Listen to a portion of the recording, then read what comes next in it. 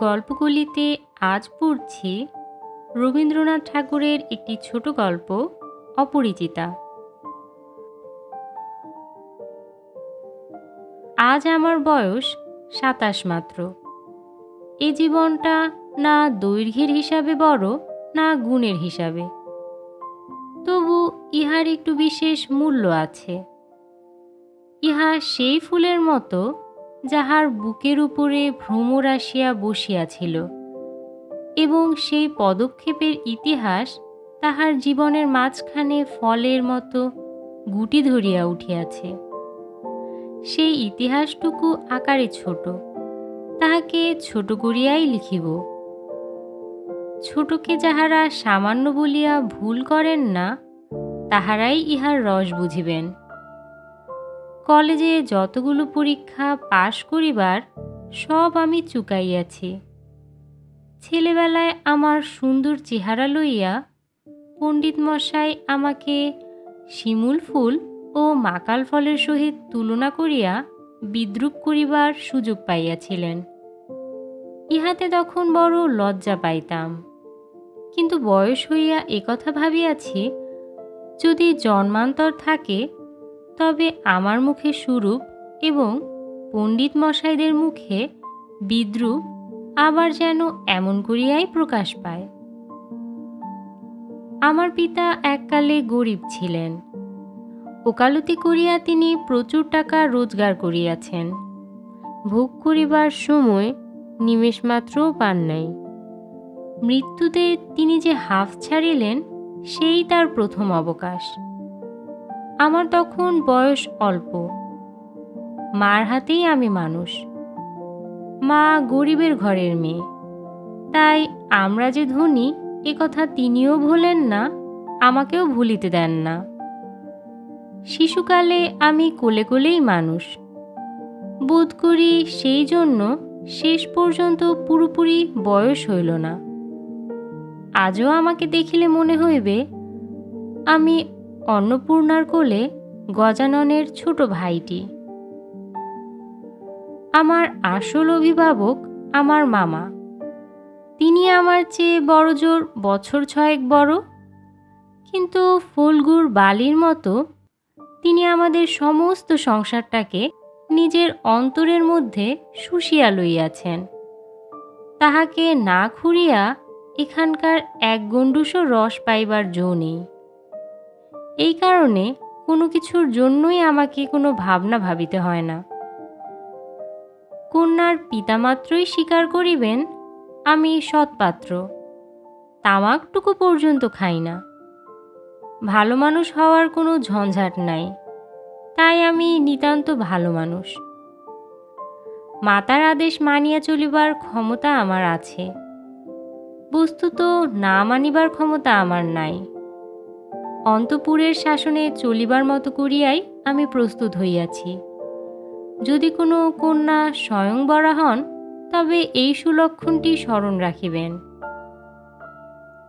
অনেক বড় ঘর হইতে আমার সম্বন্ধ আসিয়াছিল, কিন্তু মামা, যিনি পৃথিবীতে আমার ভাগ্যদেবতার প্রধান এজেন্ট, বিবাহ সম্বন্ধে তার একটা বিশেষ মত ছিল। ধনীর কন্যা তার পছন্দ নয়। আমাদের ঘরে যে মেয়ে আসিবে, সে মাথা হেট করিয়া আসিবে, এই তিনি চান। অথচ টাকার প্রতি আসক্তি তার অস্থিমজ্জায় জড়িত।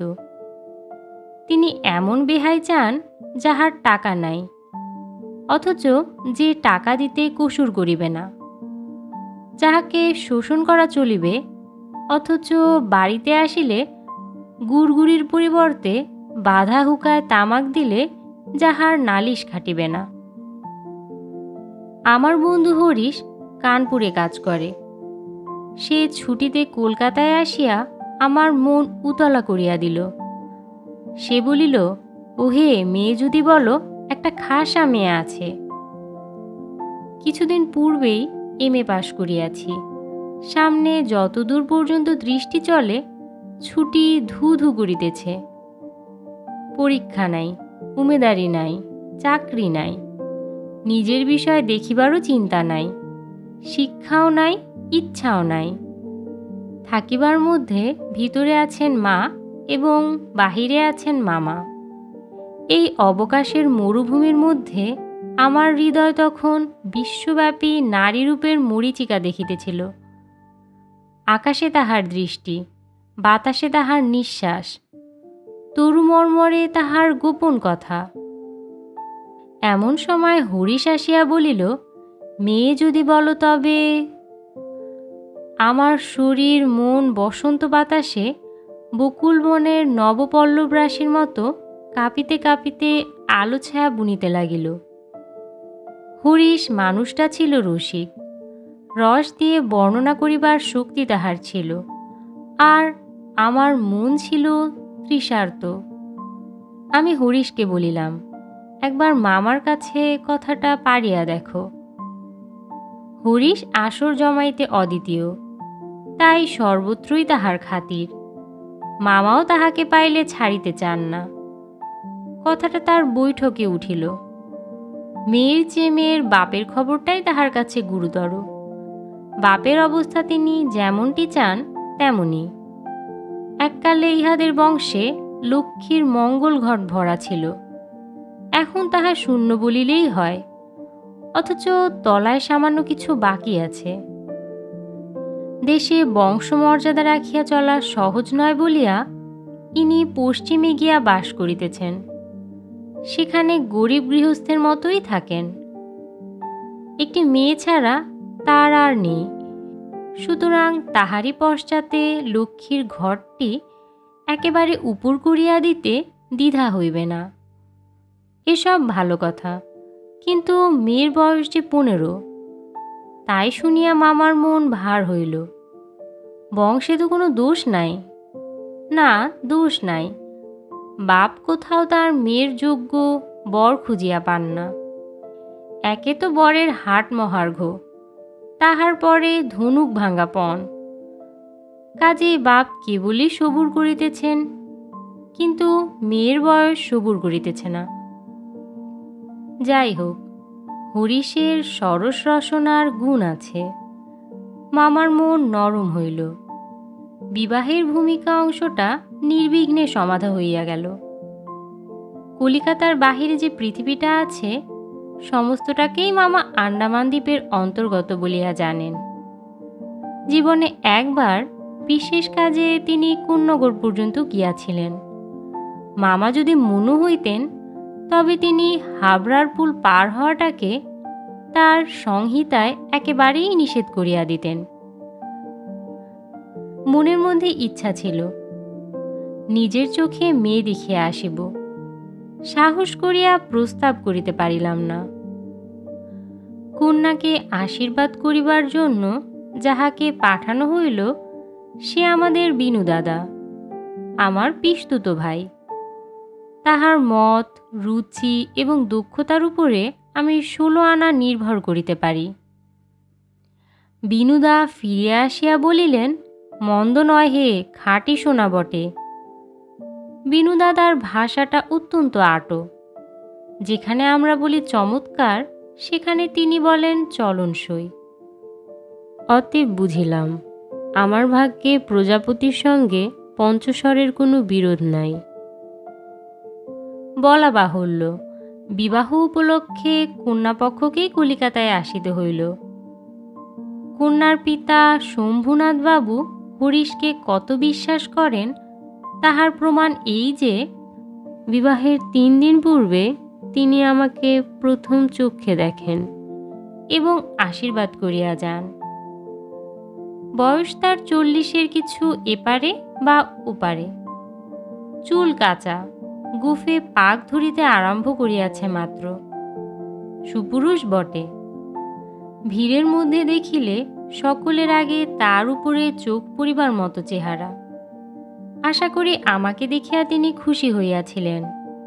বোঝা শক্ত, কেননা তিনি বড়ই চুপচাপ। যে দুটি একটি কথা বলেন, যেন তাহাতে পুরো জোর দিয়ে বলেন না। মামার মুখ তখন অনর্গল ছুটিতেছিল।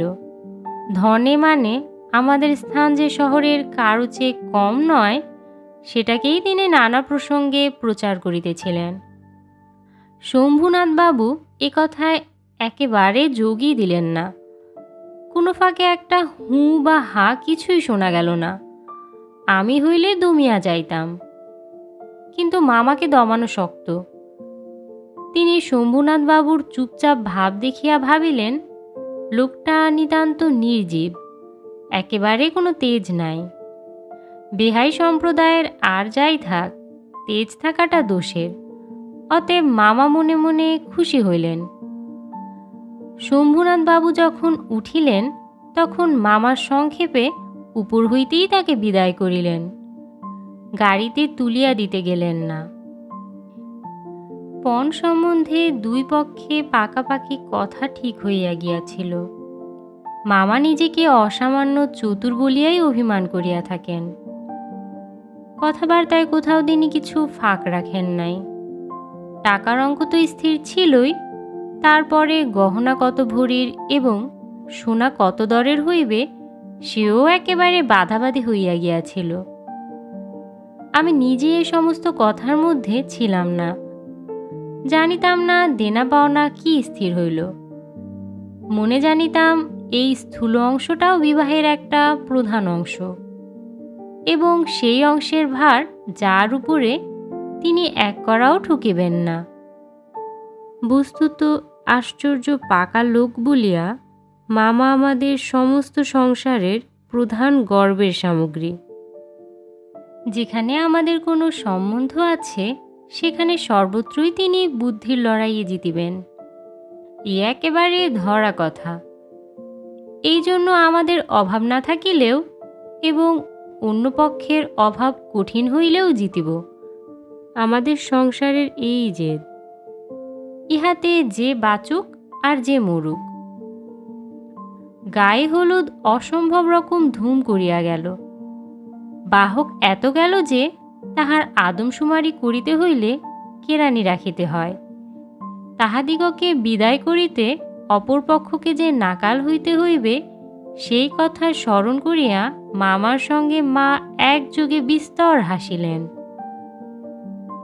ব্যান্ড, বাঁশি, শখের কনসার্ট প্রভৃতি যেখানে যত প্রকার উচ্চ শব্দ আছে, সমস্ত একসঙ্গে মিশাইয়া বর্বর কোলাহলের মত্ত হস্তি দ্বারা সঙ্গীত সরস্বতীর পদ্মবন দলিত বিদলিত করিয়া আমি তো বিবাহ বাড়িতে গিয়া উঠিলাম। আংটিতে, হাড়েতে, জড়ি জহরাতে আমার শরীর যেন গহনার দোকান নিলামে চড়িয়াছে বলিয়া বোধ হইল। তাহাদের ভাবি জামাইয়ের মূল্য কত, সেটা যেন কতক পরিমাণে সর্বাঙ্গে স্পষ্ট করিয়া লিখিয়া ভাবি শ্বশুরের সঙ্গে মোকাবেলা করিতে চলিয়াছিলাম। মামা বিবাহ বাড়িতে ঢুকিয়া খুশি হইলেন না। একে তো উঠানটাতে বরযাত্রীদের জায়গা সংকুলান হওয়াই শক্ত, তাহার পরে সমস্ত আয়োজন নিতান্ত মধ্যম রকমের। ইহার পরে শম্ভুনাথ বাবুর ব্যবহারটাও নেহাত ঠান্ডা। তার বিনয়টা অজস্র নয়, মুখে তো কথাই নাই।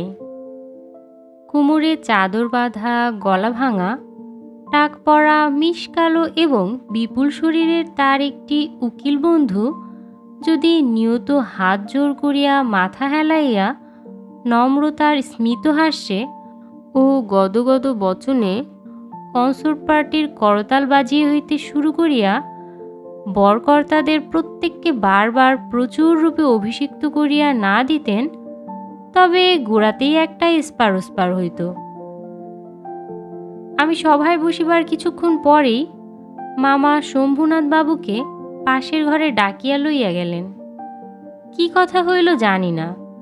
কিছুক্ষণ পরেই শম্ভুনাথ বাবু আমাকে আসিয়া বলিলেন, বাবাজি, একবার এই দিকে আসতে হচ্ছে।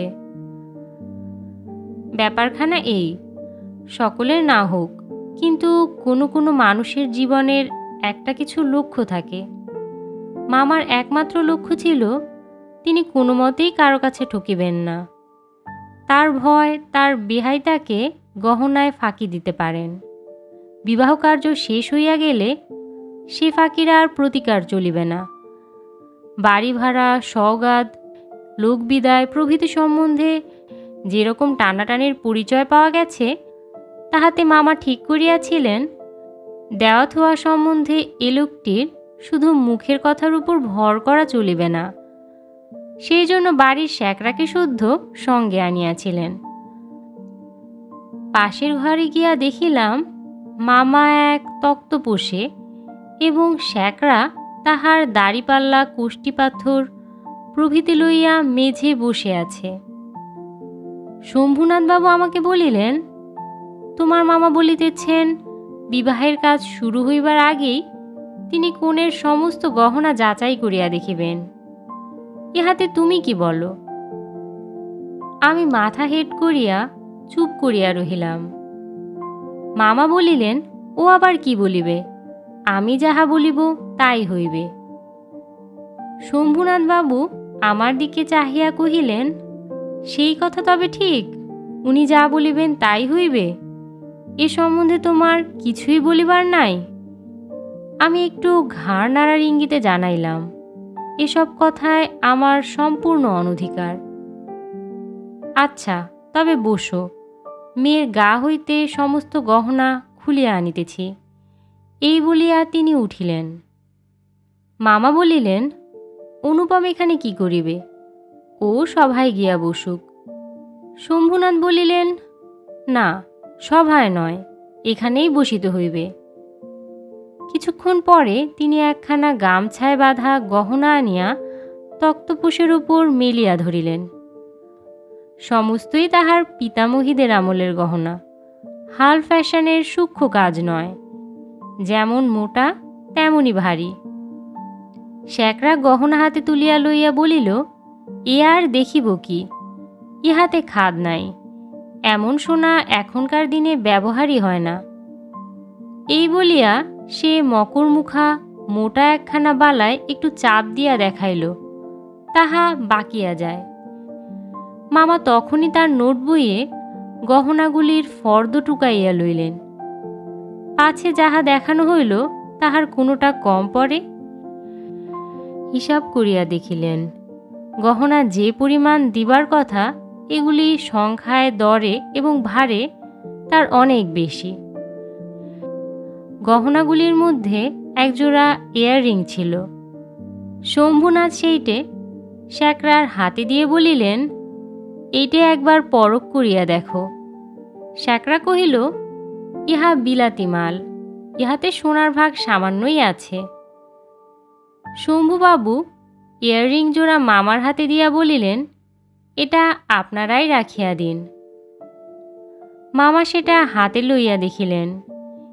এই ইয়াররিং দিয়াই কন্যাকে তাহারা আশীর্বাদ করিয়াছিলেন। মামার মুখ লাল হইয়া উঠিল।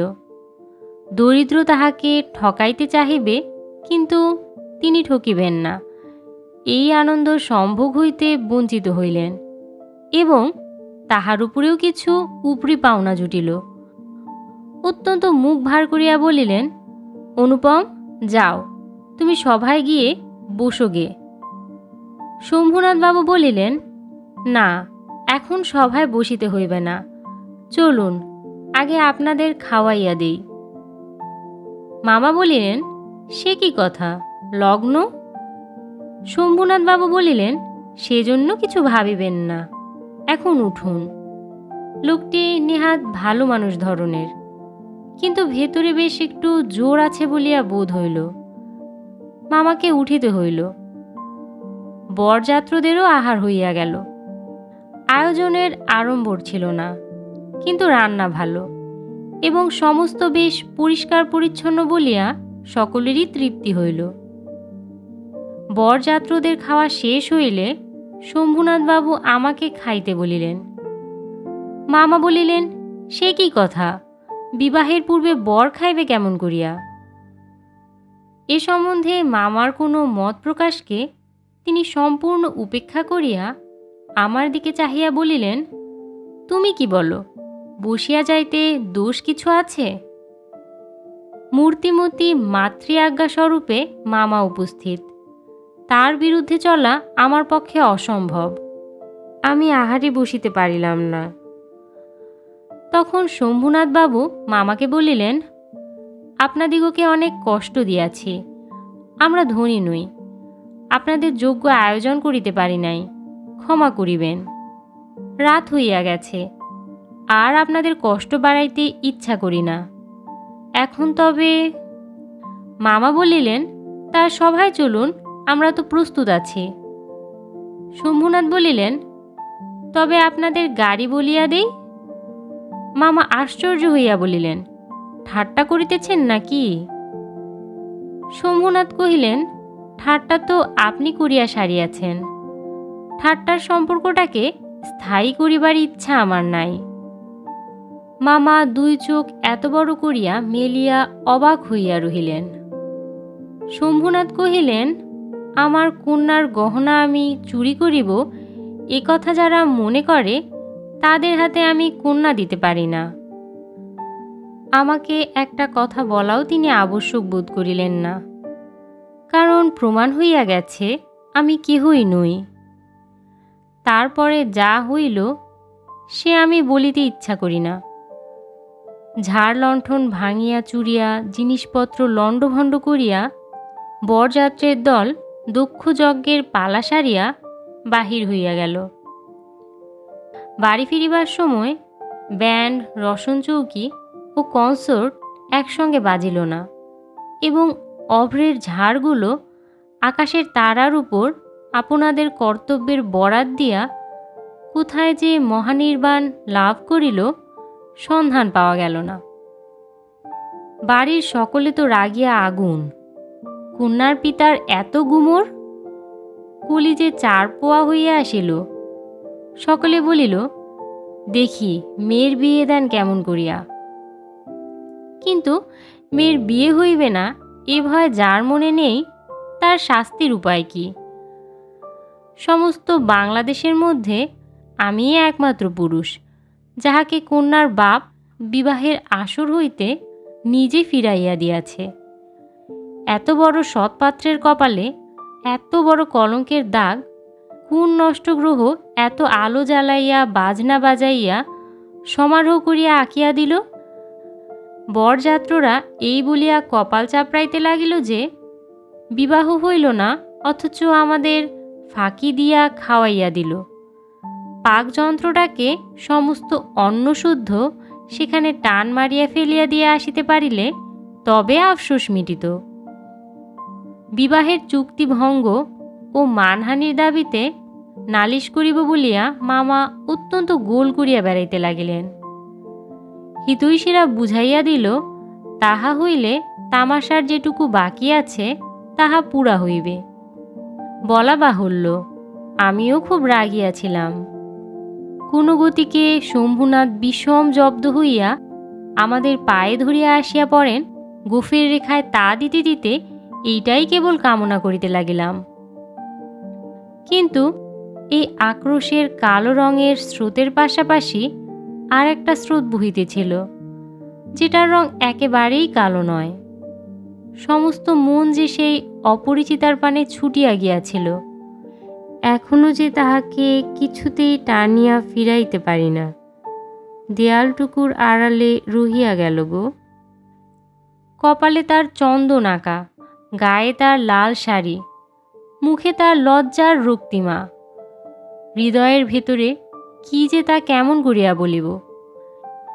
আমার কল্পলোকের কল্পলতাটি বসন্তের সমস্ত ফুলের ভার আমাকে নিবেদন করিয়া দিবার জন্য নত হইয়া পড়িয়াছিল।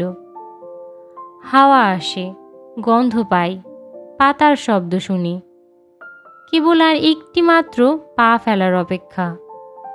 এমন সময়ে সেই এক পদক্ষেপের দূরত্বটুকু এক মুহূর্তে অসীম হইয়া উঠিল। এতদিন যে প্রতি সন্ধ্যায় আমি বিনু দাদার বাড়িতে গিয়া তাহাকে অস্থির করিয়া তুলিয়াছিলাম। বিনুদার বর্ণনার ভাষা অত্যন্ত সংকীর্ণ বলিয়াই তার প্রত্যেক কথাটি স্ফুলিঙ্গের মতো আমার মনের মাঝখানে আগুন জ্বালিয়া দিয়াছিল। বুঝিয়াছিলাম মেয়েটির রূপ বড় আশ্চর্য, কিন্তু না দেখিলাম তাহাকে চোখে, না দেখিলাম তার ছবি। সমস্তই অস্পষ্ট হইয়া রহিল। বাহিরে তো সে ধরা দিলই না, তাহাকে মনেও আনিতে পারিলাম না। এই জন্য মন সেদিনকার সেই বিবাহ সভার দেয়ালটার বাহিরে ভূতের মতো দীর্ঘ নিঃশ্বাস ফেলিয়া বেড়াইতে লাগিল। হরিশের কাছে শুনিয়াছি, মেয়েটিকে আমার ফটোগ্রাফ দেখানো হইয়াছিল। পছন্দ করিয়াছে বই কি, না করিবার তো কোনো কারণ নাই। আমার মন বলে সে ছবি তার কোনো একটি বাক্সে লুকানো আছে। একলা ঘরে দরজা বন্ধ করিয়া একদিন নিরালা দুপুরবেলায় সে কি সেটা খুলিয়া দেখে না? যখন ঝুঁকিয়া পড়িয়া দেখে, তখন ছবিটির উপরে কি তার মুখের দুই ধার দিয়া এলো চুল আসিয়া পড়ে না? হঠাৎ বাহিরে কারো পায়ের শব্দ পাইলে সে কি তাড়াতাড়ি তার সুগন্ধ আঁচলের মধ্যে ছবিটি লুকাইয়া ফেলে না? দিন যায়, একটা বৎসর গেল। মামা তো লজ্জায় বিবাহ সম্বন্ধের কথা তুলিতেই পারেন না। মার ইচ্ছা ছিল আমার অপমানের কথা যখন সমাজের লোক ভুলিয়া যাইবে, তখন বিবাহের চেষ্টা দেখিবেন। এদিকে আমি শুনিলাম সে মেয়ের নাকি ভালো পাত্র জুটিয়াছিল, কিন্তু সে পণ করিয়াছে, বিবাহ করিবে না। শুনিয়া আমার মন পুলকের আবেশে ভরিয়া গেল। আমি কল্পনায় দেখিতে লাগিলাম সে ভালো করিয়া খায় না, সন্ধ্যা হইয়া আসে, সে চুল বাঁধিতে ভুলিয়া যায়। তার বাপ তার মুখের পানে চান আর ভাবেন, আমার মেয়ে দিনে দিনে এমন হইয়া যাইতেছে কেন? হঠাৎ কোনো দিন তার ঘরে আসিয়া দেখেন মেয়ের দুই চক্ষে জলে ভরা। জিজ্ঞাসা করেন, মা, তোর কি হইয়াছে, বল আমাকে। মেয়ে তাড়াতাড়ি চোখের জল মুছিয়া বলে, কই, কিছুই তো হয়নি বাবা। বাপের এক মেয়ে যে, বড় আদরের মেয়ে। যখন অনাবৃষ্টির দিনে ফুলের কুড়িটির মতো মেয়ে একেবারে বিমর্ষ হইয়া পড়িয়াছে, তখন বাপের প্রাণে আর সহিল না। তখন অভিমান ভাসাইয়া দিয়া তিনি ছুটিয়া আসিলেন আমাদের দ্বারে। তারপরে মনের মধ্যে সেই যে কালো রঙের ধারাটা বহিতেছে, সে যেন কালো সাপের মতো রূপ ধরিয়া ফোঁস করিয়া উঠিল। সে বলিল, বেশ, তো আরেকবার বিবাহের আসর সাজানো হোক, আলো জ্বলুক, দেশ বিদেশের লোকের নিমন্ত্রণ হোক। তারপর তুমি বরের টোপর পায়ে দলিয়া দলবল লইয়া সভা ছাড়িয়া চলিয়া এসো। কিন্তু যে ধারাটি চোখের জলের মতো শুভ্র, সে রাজহংসের রূপ ধরিয়া বলিল, যেমন করিয়া আমি একদিন দময়ন্তীর পুষ্পবনে গিয়াছিলাম, তেমন করিয়া আমাকে একবার উড়িয়া যাইতে দাও। আমি বিরোহিণীর কানে কানে একবার সুখের খবরটা দিয়ে আসি গে। তারপরে দুঃখের রাত পোহাইল, নববর্ষার জল পড়িল, ম্লান ফুলটি মুখ তুলিল। এবার সেই দেয়ালটার বাহিরে রহিল সমস্ত পৃথিবীর আর সবাই, আর ভিতরে প্রবেশ করিল একটি মানুষ। তারপরে আমার কথাটি ফুরালো। কিন্তু কথা এমন করিয়া ফুরাইল না। যেখানে আসিয়া তাহা অফুরান হইয়াছে, সেখানকার বিবরণ একটুখানি বলিয়া আমারে লেখা শেষ করিয়া দেই। মাকে লইয়া তীর্থে চলিয়াছিলাম। আমার উপরেই ভার ছিল, কারণ মামা এবারেও হাবড়ার পুল পার হন নাই। রেলগাড়িতে ঘুমাইতেছিলাম। ঝাঁকানি খাইতে খাইতে মাথার মধ্যে নানা প্রকার এলোমেলো স্বপ্নের ঝুমঝুমি বাজিতেছিল। হঠাৎ একটা কোনো স্টেশনে জাগিয়া উঠিলাম। আলোতে অন্ধকারে মেশা সেও এক স্বপ্ন। কেবল আকাশের তারাগুলো চিরপরিচিত, আর সবই অজানা, অস্পষ্ট। স্টেশনের দ্বীপ কয়টা খাড়া হইয়া দাঁড়াইয়া আলো ধরিয়া এই পৃথিবী যে কতটা অচেনা, এবং যাহা চারিদিকে তাহা যে কতই বহুদূরে, তাহাই দেখাইয়া দিতেছে। গাড়ির মধ্যে মা ঘুমাইতেছেন। আলোর নিচে সবুজ পর্দা টানা। তোরঙ্গ বাক্স, জিনিসপত্র সমস্তই কে কার ঘাড়ে এলোমেলো হইয়া রহিয়াছে। তাহারা যেন স্বপ্নলোকের উলটপালট আসবাব। সবুজ প্রদোষের মিটমিটে আলোতে থাকা এবং না থাকার মাঝখানে কেমন একরকম হইয়া পড়িয়া আছে। এমন সময় সেই অদ্ভুত পৃথিবীর অদ্ভুত রাত্রে কে বলিয়া উঠিল, শিগগির চলে আয়, এই গাড়িতে জায়গা আছে। মনে হইল যেন গান শুনিলাম। বাঙালি মেয়ের গলায় বাংলা কথা যে কি মধুর, তাহা এমনি করিয়া অসময়ে অজায়গায় আচমকা শুনিলে তবে সম্পূর্ণ বুঝিতে পারা যায়। কিন্তু এই গলাটিকে কেবলমাত্র মেয়ের গলা বলিয়া একটা শ্রেণীভুক্ত করিয়া দেওয়া চলে না। এ কেবল একটি মানুষের গলা, শুনিলেই মন বলিয়া ওঠে, এমন তো আর শুনি নাই। চিরকাল গলার স্বর আমার কাছে বড় সত্য। রূপ জিনিসটি বড় কম নয়, কিন্তু মানুষের মধ্যে যাহা অন্তরতম এবং অনির্বচনীয়, আমার মনে হয় কণ্ঠস্বর যেন তারই চেহারা। আমি তাড়াতাড়ি গাড়ির জানালা খুলিয়া বাহিরে মুখ বাড়াইয়া দিলাম। কিছুই দেখিলাম না। প্ল্যাটফর্মের অন্ধকারে দাঁড়াইয়া গার্ড তাহার এক চক্ষু লণ্ঠন নাড়িয়া দিল। গাড়ি চলিল। আমি জানলার কাছে বসিয়া রহিলাম। আমার চোখের সামনে কোনো মূর্তি ছিল না, কিন্তু হৃদয়ের মধ্যে আমি একটি হৃদয়ের রূপ দেখিতে লাগিলাম। সে যেন এই তারাময়ী রাত্রির মতো, আবৃত করিয়া ধরে, কিন্তু তাহাকে ধরিতে পারা যায় না। ওগো সুর, অচেনা কণ্ঠের স্বর, এক নিমেষে তুমি যে আমার চিরপরিচয়ের আসনটির উপরে আসিয়া বসিয়াছ। কি আশ্চর্য পরিপূর্ণ তুমি! চঞ্চলকালের ক্ষুব্ধ হৃদয়ের উপরে ফুলটির মতো ফুটিয়াছ, অথচ তার ঢেউ লাগিয়া একটি পাপড়িও টলে নাই। অপরিমেয় কোমলতায় এতটুকু দাগ পড়ে নাই। গাড়ি লোহার মৃদঙ্গে তাল দিতে দিতে চলিল। আমি মনের মধ্যে গান শুনিতে শুনিতে চলিলাম। তাহার একটি মাত্র ধোঁয়া, গাড়িতে জায়গা আছে। আছে কি? জায়গা আছে কি? জায়গা যে পাওয়া যায় না, কেউ যে কাকেও চেনে না। অথচ সেই না চেনাটুকু যে কুয়াশা মাত্র, সে যে মায়া। সেটা ছিন্ন হইলেই যে চেনার আর অন্ত নাই। ওগো সুধাময় সুর, যে হৃদয়ের অপরূপ রূপ তুমি, সে কি আমার চিরকালের চেনা নয়? জায়গা আছে, আছে। শীঘ্র আসিতে ডাকিয়াছ, শীঘ্রই আসিয়াছি, এক নিমেষও দেরি করি নাই। রাত্রে ভালো করিয়া ঘুম হইল না। প্রায় প্রতি স্টেশনে একবার করিয়া মুখ বাড়াইয়া দেখিলাম। ভয় হইতে লাগিল, যাহাকে দেখা হইল না সে পাছে রাত্রে নামিয়া যায়। পরদিন সকালে একটা বড় স্টেশনে গাড়ি বদল করিতে হইবে।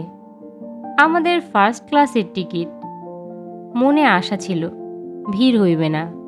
নামিয়া দেখি প্ল্যাটফর্মে সাহেবদের আরদালি দল আসবাবপত্র লইয়া গাড়ির জন্য অপেক্ষা করিতেছে।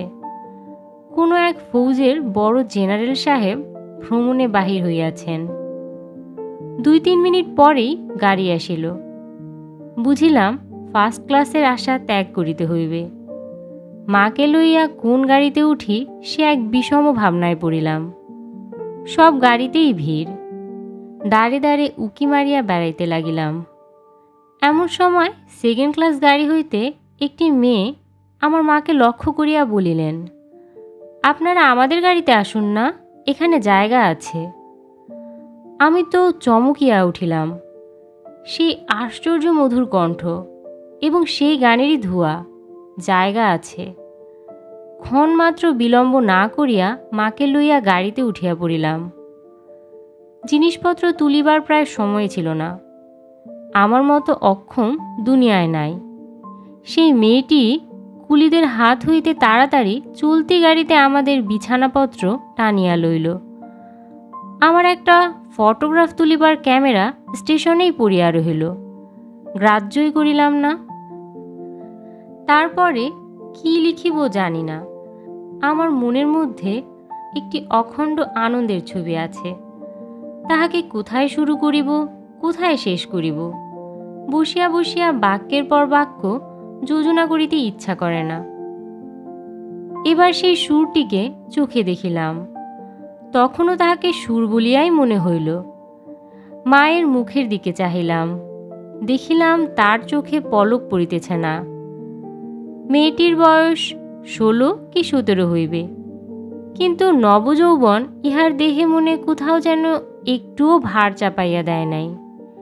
ইহার গতি সহজ, দীপ্তি নির্মল, সৌন্দর্যের সূচিতা অপূর্ব। ইহার কোনো জায়গায় কিছু জরিমা নেই। আমি দেখিতেছি, বিস্তারিত করিয়া কিছু বলা আমার পক্ষে অসম্ভব। এমনকি সে যে কি রঙের কাপড় কেমন করিয়া পরিয়াছিল তাহাও ঠিক করিয়া বলিতে পারিব না। এটা খুব সত্য যে তার বেশভূষায় এমন কিছুই ছিল না যেটা তাহাকে ছাড়াইয়া বিশেষ করিয়া চোখে পড়িতে পারে। সে নিজের চারিদিকের সকলের চেয়ে অধিক। রজনীগন্ধার শুভ্র মঞ্জুরির মতো সরল বৃন্তটির উপর দাঁড়াইয়া। যে গাছে ফুটিয়াছে সে গাছকে সে একেবারে অতিক্রম করিয়া উঠিয়াছে। সঙ্গে 2-3টি ছোট ছোট মেয়ে ছিল, তাহাদিগকে লইয়া তাহার হাসি এবং কথার আর অন্ত ছিল না। আমি হাতে একখানা বই লইয়া সেদিকে কান পাতিয়া রাখিয়াছিলাম। যেটুকু কানে আসিতেছিল সে তো সমস্তই ছেলে মানুষদের সঙ্গে ছেলে মানুষই কথা।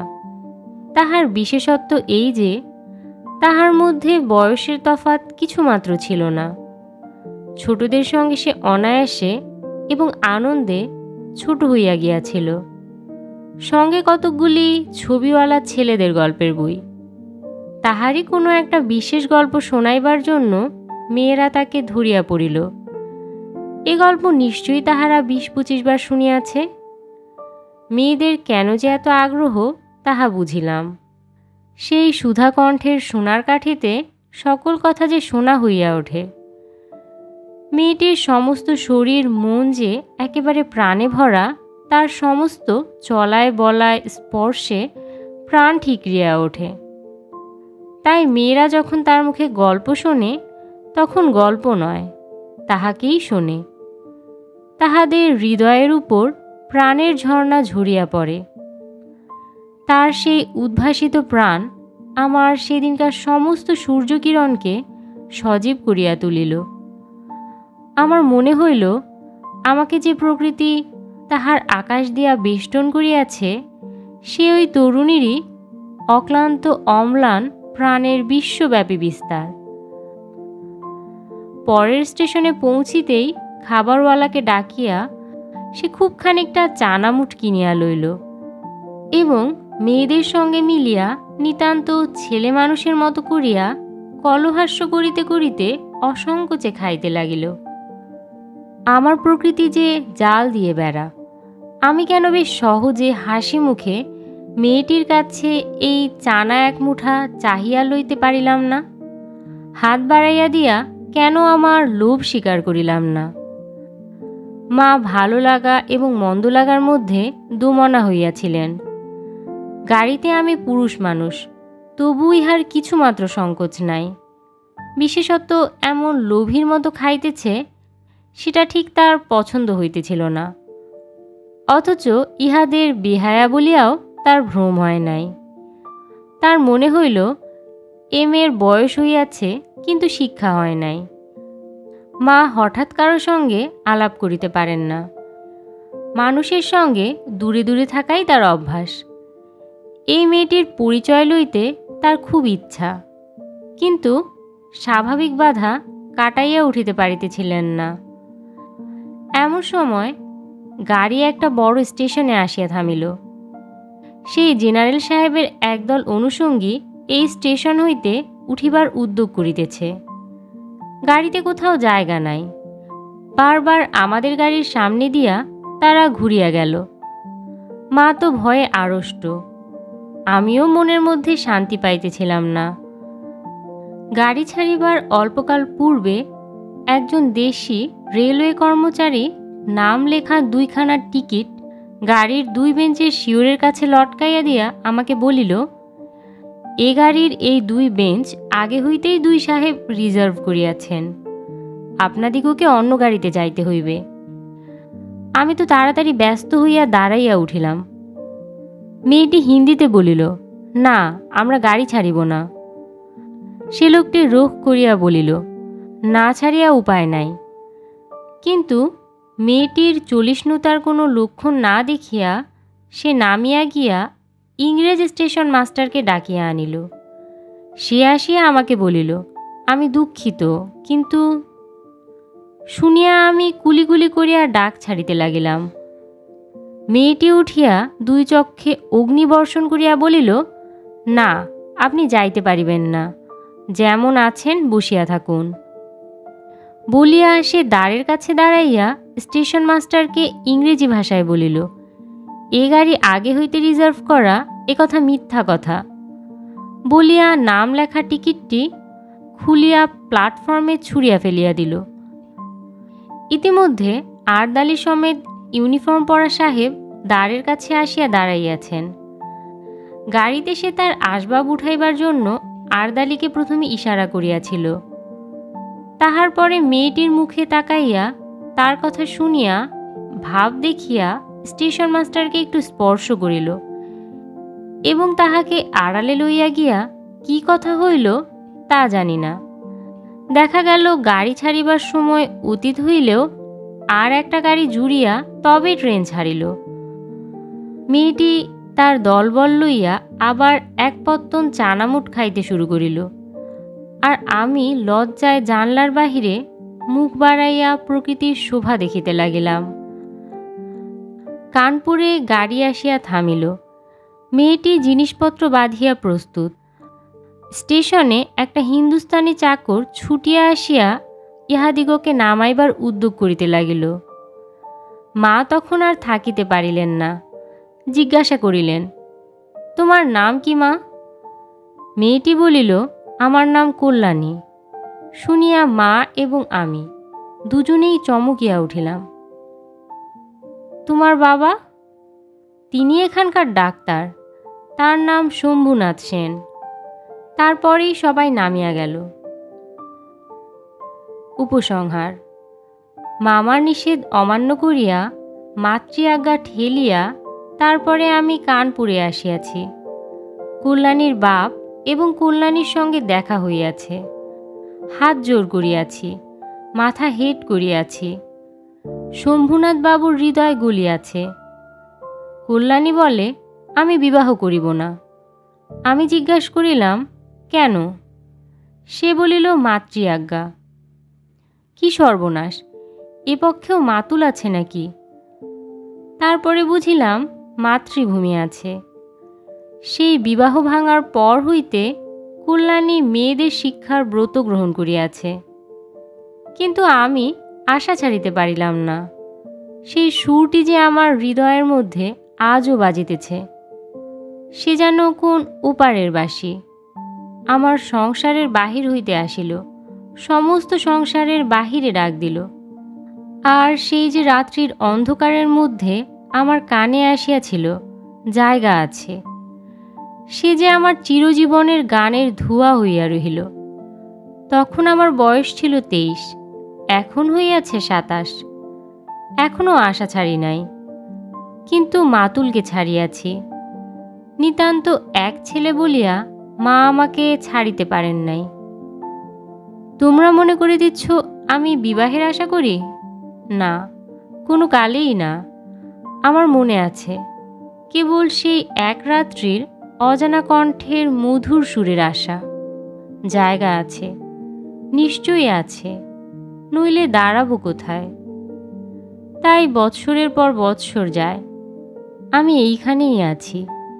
দেখা হয়, সেই কণ্ঠ শুনি, যখন সুবিধা পাই কিছু তার কাজ করে দেই। আর মন বলে, এই তো জায়গা পাইয়াছি। ওগো অপরিচিতা, তোমার পরিচয়ের শেষ হইল না, শেষ হইবে না। কিন্তু আমার ভাগ্য ভালো, এই তো আমি জায়গা পাইয়াছি। গল্পগুলিতে এতক্ষণ আপনারা শুনলেন রবীন্দ্রনাথ ঠাকুরের ছোট গল্প অপরিচিতা। সঙ্গে থাকার জন্য অসংখ্য ধন্যবাদ।